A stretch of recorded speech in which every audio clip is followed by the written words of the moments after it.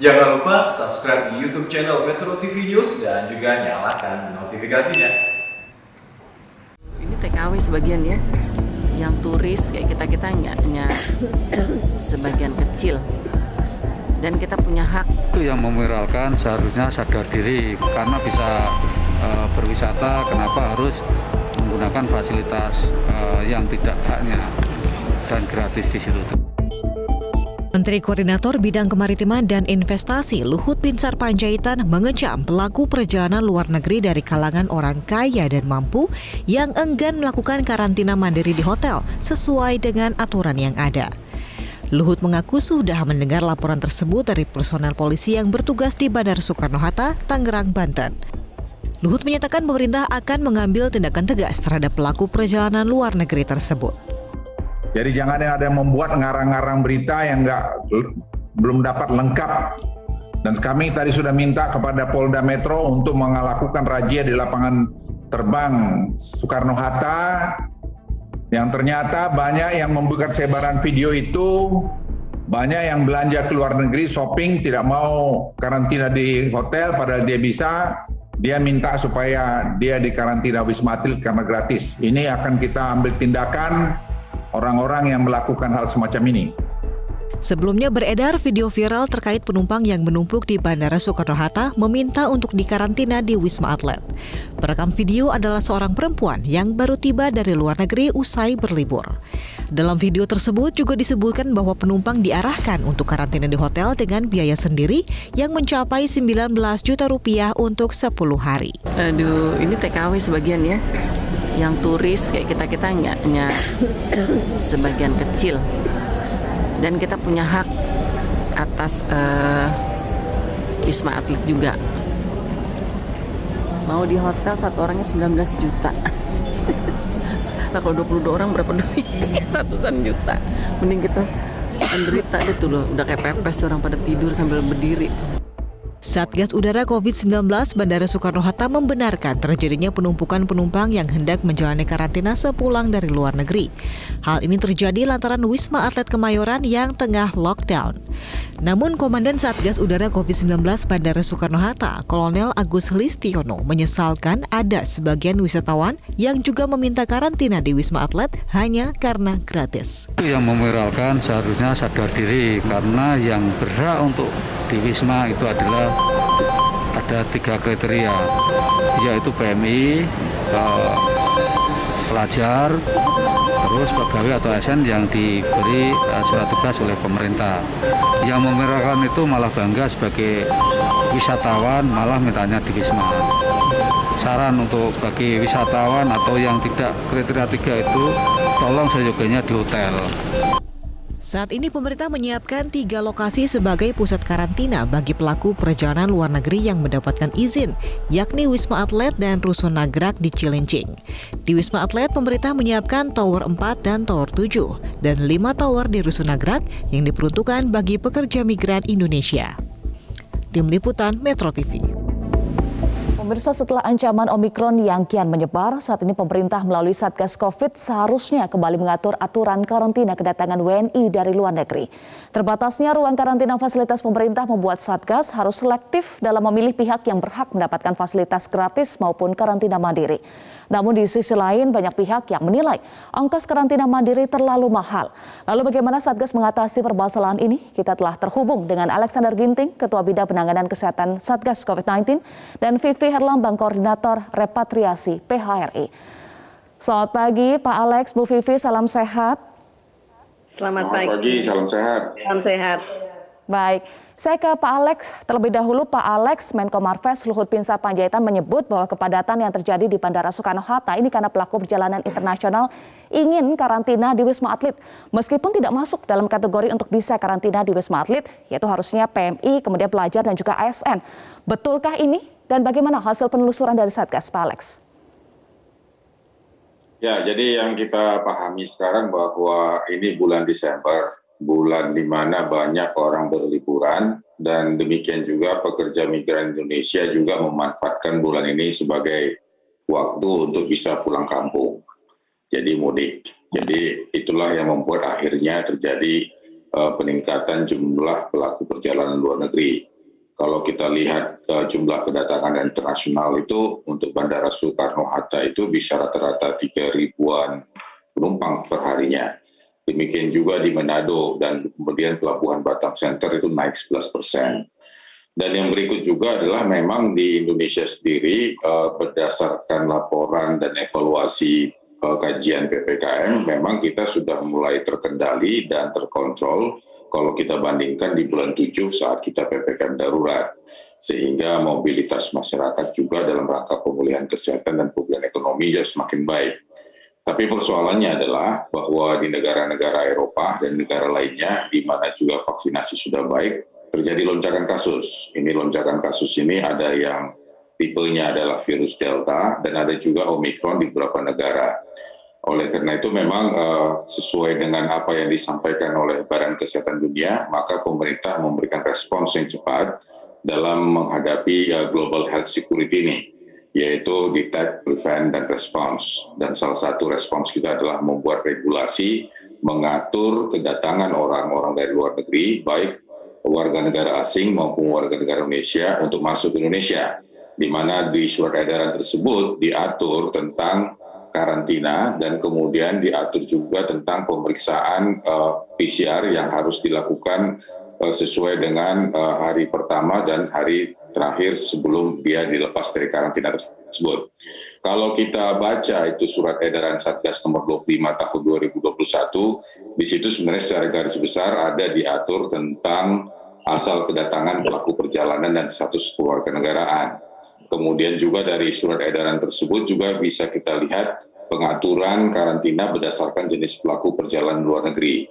Jadi sudah jelas di situ bahwa bagi mereka yang pekerja migran, tenaga kerja Indonesia, pelajar, mahasiswa, demikian juga ASN yang dinas di luar negeri, bila mana dia pulang ke Indonesia, maka dia harus memasuki karantina yang sudah disiapkan oleh pemerintah. Dan karantina itu tersebut sudah ada di Wisma Pademangan, ada di Rusun Nagrak, ada di Pasar Rumput, itu sudah diatur. Demikian juga kalau misalnya warga negara Indonesia yang jalan-jalan, warga negara Indonesia yang turisme ataupun karena bisnis, itu juga sudah diatur.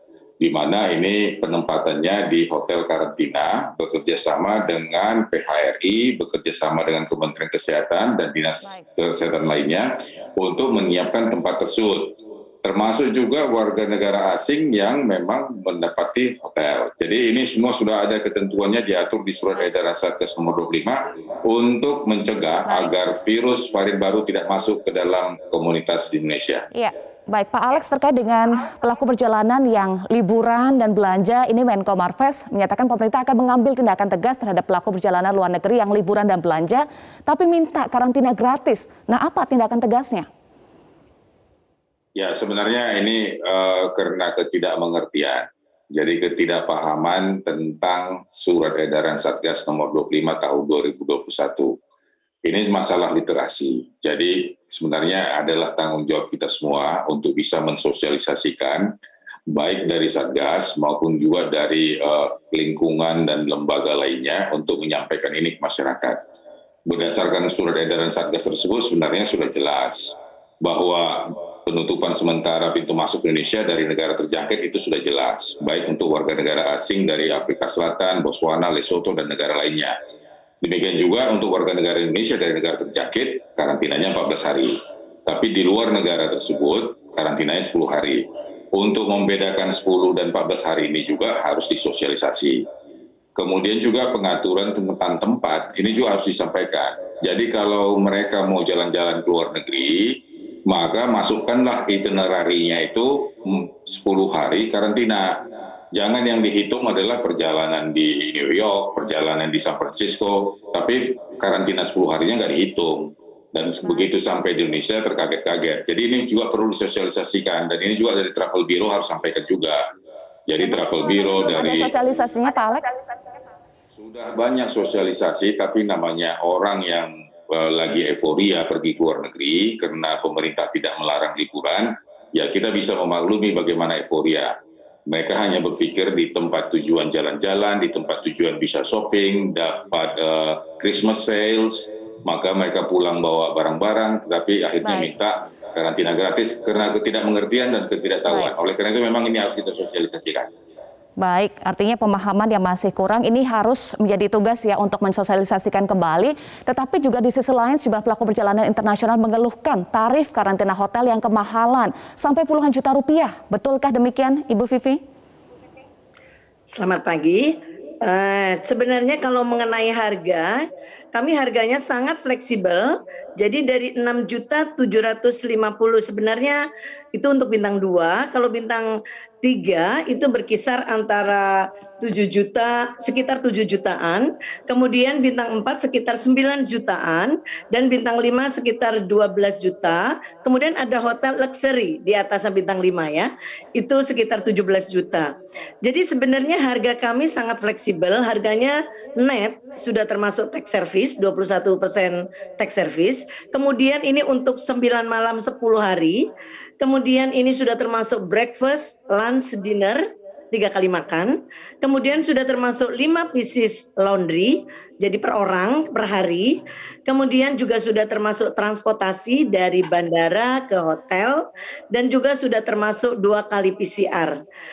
Juga ada nakes yang standby di hotel untuk membantu para tamu yang datang ke hotel tersebut. Sehingga kalau ada apa-apa bisa dibantu oleh nakes. Begitu. Baik, artinya sudah ada komponen-komponen dasar untuk penetapan tarif tersebut ya. Sekian gitu, ya. Ya, tetapi kemudian muncul juga tagar di media sosial cuan tarif karantina. Nah, masyarakat menduga karantina di hotel untuk bisnis, bukan semata-mata untuk pengawasan. Tanggapan Anda, Pak Alex? Ya, jadi kalau kita baca kembali di surat edaran Satgas nomor 25, karantina itu bisa kita lihat ada 2 komponen di sana. Satu karantina bagi warga negara Indonesia, dan bagi warga negara Indonesia itu ada yang PMI, pelajar, dan kemudian ASN yang pulang, ini sudah disiapkan oleh pemerintah. Kemudian ada pelaku perjalanan luar negeri yang umum, ini tadi yang turis dan kemudian yang bisnis, ini sudah karantina terpusat dan biaya mandiri, dan ini di hotel yang sudah direkomendasi. Jadi hotel itu ada bintang 2, bintang 3, bintang 4 dengan fasilitas yang berbeda. Dan penetapan hotel ini sudah kerjasama dengan Dinas Kesehatan, Kementerian Kesehatan, dan TNI, Polri, dan keamanan dengan Pemda juga sudah dilakukan verifikasi. Jadi bukan sembarang hotel saja. Jadi tentu komponen biaya sudah diatur sedemikian rupa. Termasuk di situ meals, makan 3 kali, kemudian laundry, kemudian juga transportasi, pemeriksaan PCR, dan tidak ada yang room only. Jadi semua itu sudah dengan fasilitas. Nah, kemudian bagi mereka warga negara asing juga demikian. Kalau dia umum ataupun diplomat asing tentu karantina terpusat dan biaya mandiri di hotel. Kecuali kepala perwakilan asing dan keluarga. Ini bisa disiapkan di kediaman, tapi itu dengan persyaratannya. Dan persyaratan itu juga sudah disiapkan dan diatur dan tetap harus ada laporan. Jadi ini karantina untuk WNI dan WNA dan WNI untuk komponen yang swasta, yang untuk yang pekerja, ini sebenarnya sudah diatur. Jadi sebenarnya tidak ada di sini untuk pengambilan keuntungan, justru di sini membuktikan pemerintah hadir untuk bagaimana caranya menjaga pagar dan menjaga gerbang kita supaya tidak kemasukan virus sehingga tidak terjadi transmisi komunitas sebagaimana di negara lain.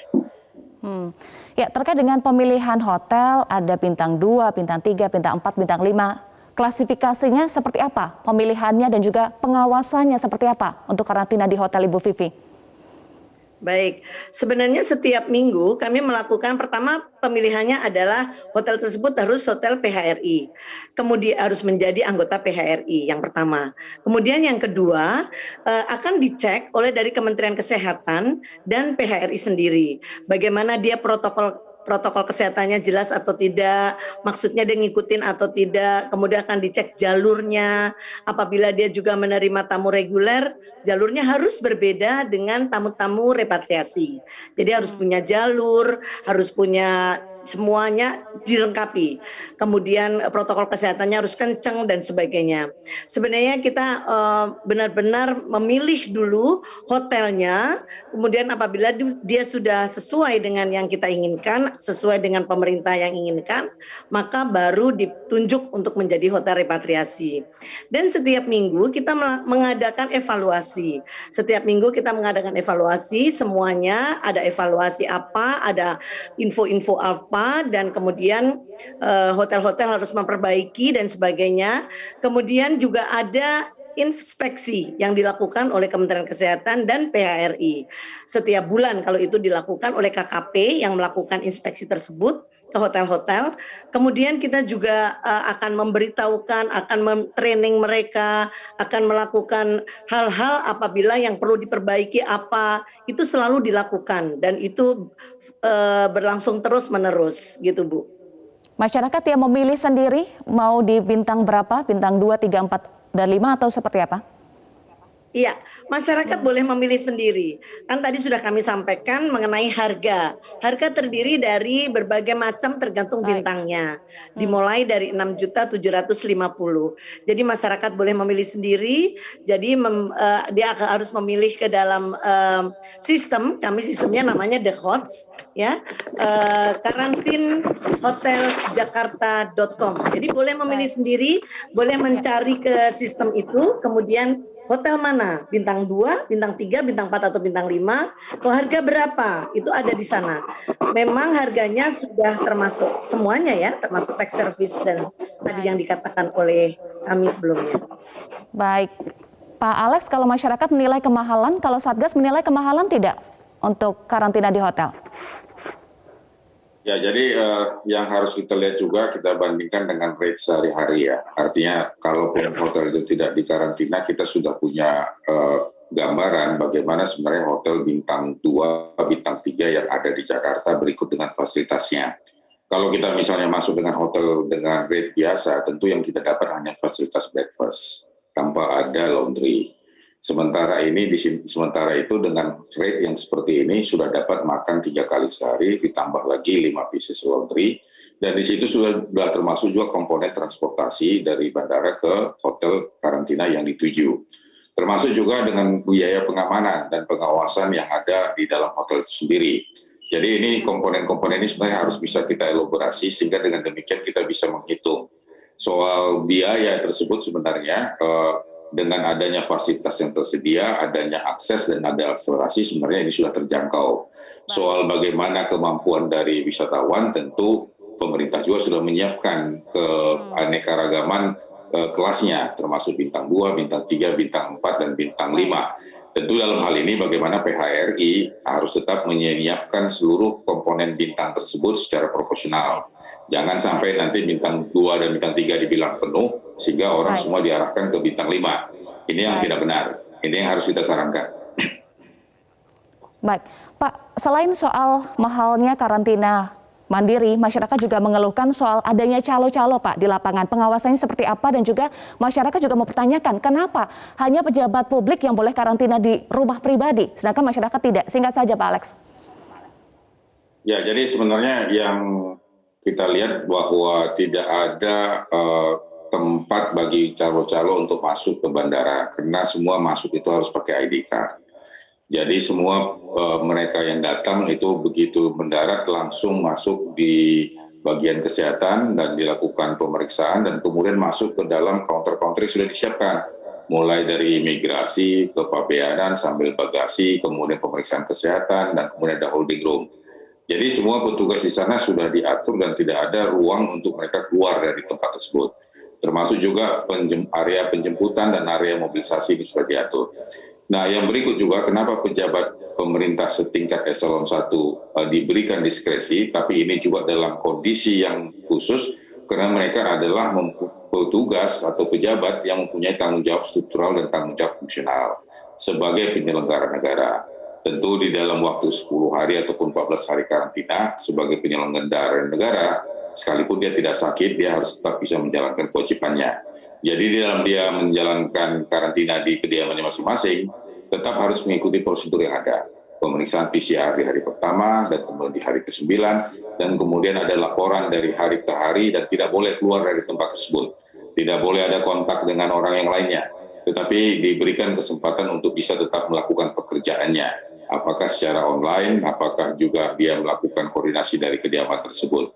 Dan ini tentu diawasi oleh tim surveillance Dinas Kesehatan setempat. Baik. Baik, terima kasih Alexander Ginting, Ketua Bidang Penanganan Kesehatan Satgas COVID-19, dan Vivi Herlambang, Koordinator Repatriasi PHRI, sudah bergabung bersama kami di Metro Pagi Prime Time. Salam sehat Pak Alex, Ibu Vivi.